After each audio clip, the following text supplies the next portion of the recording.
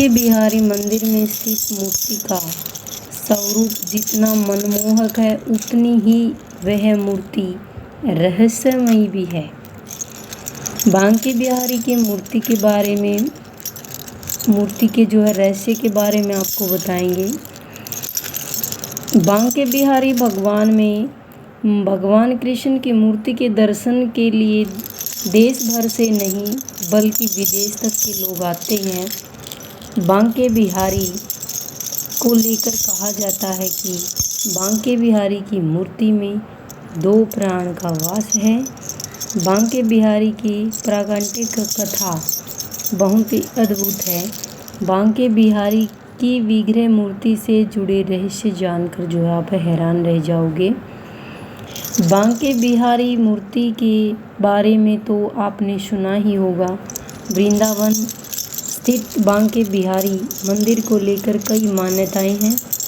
यहाँ देश विदेश तक से लोग बांके बिहारी की एक झलक पाने के लिए आते हैं। वैसे तो मथुरा वृंदावन में भगवान कृष्ण के बहुत सारे मंदिर हैं, लेकिन बांके बिहारी मंदिर की प्रसिद्धि अलग ही है। बांके बिहारी मंदिर कई चमत्कारों से भरा हुआ है। यहाँ जो भगवान कृष्ण की मूर्ति विराजमान है वह भी बेहद चमत्कारी है। मान्यता है कि इस मूर्ति में एक नहीं बल्कि 2 प्राण का वास है। आइए जानते हैं बांके बिहारी मंदिर में मूर्ति कहाँ से आई है और इससे जुड़े रहस्य। कब हुआ था बांके बिहारी का प्राकट्य? बांके बिहारी मंदिर में भगवान कृष्ण की काले रंग की मूर्ति विराजमान है। मान्यताओं के अनुसार बांके बिहारी का प्राकट्य मार्गशीर्ष मास की पंचमी तिथि के दिन हुआ है। हर साल इस दिन वृंदावन में विशाल उत्सव मनाया जाता है। आइए जानते हैं बांके बिहारी की मूर्ति के प्राकट्यन की पूरी कहानी। कौन थे हरिदास जी? तानसेन जो एक संगीत सम्राट थे, उनके गुरु स्वामी हरिदास जी भगवान कृष्ण को अपना आराध्य मानते थे। उन्हें अपना संगीत भगवान कृष्ण को समर्पित कर रखा था। वे भगवान कृष्ण की भक्ति में पूरी तरह से लीन थे। वह भगवान कृष्ण की रासलीला स्थल निधिवन में बैठकर भक्ति गीत गाते हैं। जब भी हरिदास की भक्ति में पूरी तरह से लीन होकर गीत गाते थे, तब भगवान कृष्ण को हरिदास जी दर्शन देते थे।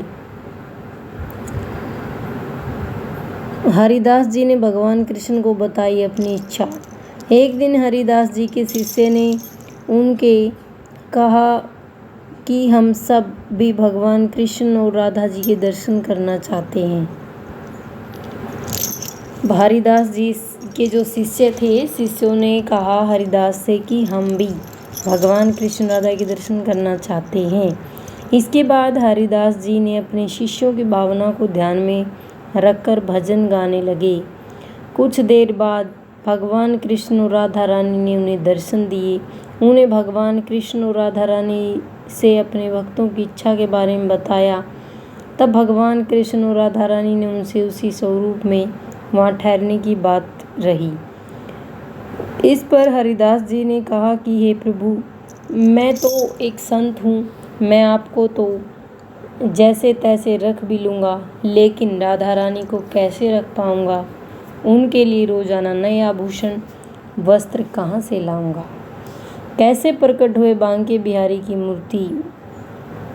हरिदास जी के ऐसे वचन सुनकर भगवान कृष्ण मुस्कुराने लगे और तभी राधा कृष्ण एकाकार होकर विग्रह रूप में प्रकट हुए। स्वामी हरिदास जी ने उस मूर्ति का नाम बांके बिहारी रख दिया। बांके बिहारी राधा कृष्ण का ही मिला जुला स्वरूप है, यानी बांके बिहारी मंदिर में जो मूर्ति है उसमें कृष्ण और राधा दोनों के ही प्राणों का वास है। ऐसी मान्यता है कि विग्रह रूप में भगवान के दर्शन करने से व्यक्ति की सभी इच्छाएं पूर्ण होती हैं। जब राधा कृष्ण विग्रह रूप में प्रकट हुए तो हरिदास जी बहुत ही भक्ति के साथ। भाई री सहज जोड़ी जोरी प्रकट भई, जो रंग की गोर श्याम घन दामिनी जैसे। प्रथम है हुती अब हूँ आगे हूँ, रही है न टरी है तैसे। अंग अंग की उजकाई सुघराई, चतुराई सुंदरता ऐसे। श्री हरिदास के स्वामी श्यामा कुंज बिहारी सम वैसे वैसे गाने लगे। कब वृंदावन आए थे हरिदास जी? मार्ग से शीर्ष मास की शुक्ल पक्ष की पंचमी तिथि के दिन वृंदावन में बहुत ही बड़ा उत्सव धूमधाम से मनाया जाता है। वृंदावन के हर एक मंदिर, मठ, आश्रम आदि में बड़ी धूमधाम से के साथ उत्सव मनाया जाता है। संवतः 1560 विक्रमी में स्वामी हरिदास जी अपने पिता श्री आसुगीर जी से युगल मंत्र की दीक्षा लेकर विरक्त होकर वृंदावन चले गए थे। यहाँ यमुना के तट के सघन वन में अपनी साधना की उसे आज निधिवन के नाम से जाना जाता है। वही 1562 में हरिदास जी की रस साधना के फलस्वरूप श्री बांके बिहारी जी महाराज के स्वरूप का प्राकट्य हुआ था।